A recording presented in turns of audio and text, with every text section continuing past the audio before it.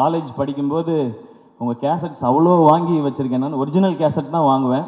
எனக்கு காலேஜ் படிக்கும்போது இருந்த ரெண்டே பழக்கம் வந்து, ஒன்று சினிமா பார்க்குறது, இன்னொன்று கேசட் வாங்கி பாட்டு கேட்குறது. நமக்கு வேறு இதெல்லாம் கிடையாது, காலேஜ் டைம்லேருந்தே கிடையாது அது. ஸோ காசை சேர்த்து வைக்கிறது எல்லாமே சினிமா பார்க்குறதுக்கும் பாட்டு கேட்குறதுக்கு மட்டும்தான்.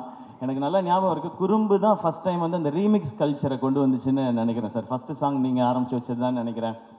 அதுக்கப்புறம் அவங்க சொன்ன மாதிரி அறிந்தும் அறியாமலும் பாட்டு கேட்டுட்டு தான் வந்து இந்த படத்தை போய் பார்க்கலாம் அப்படின்னு சொல்லி தோணுனது. உங்களுடைய எல்லா படங்களும் அந்த மாதிரி. உங்களோட எல்லா படத்தையும் நான் பார்த்துருக்கேன் சார், தேட்டரில் தான் பார்த்துருக்கேன். பாஞ்சா உட்பட போய் பார்த்துருக்கேன். அது நீங்கள் டைரக்ட் பண்ணியிருக்கீங்கன்ற ஒரு காரணத்தினால போய் பார்த்தேன்.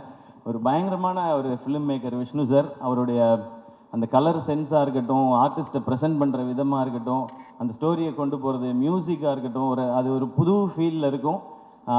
நீங்கள் சொன்ன மாதிரி உங்களோட ரொமான்டிக் ஒரு ட்ராமா, அதுக்குள்ளே ஒரு ஆக்ஷன் அப்படின்றது உங்களுக்கு புதுசு மாதிரி, நாங்களும் அதை புதுசாக எக்ஸ்பீரியன்ஸ் பண்ணுறதுக்கு ரெடியாக இருக்கோம் சார்.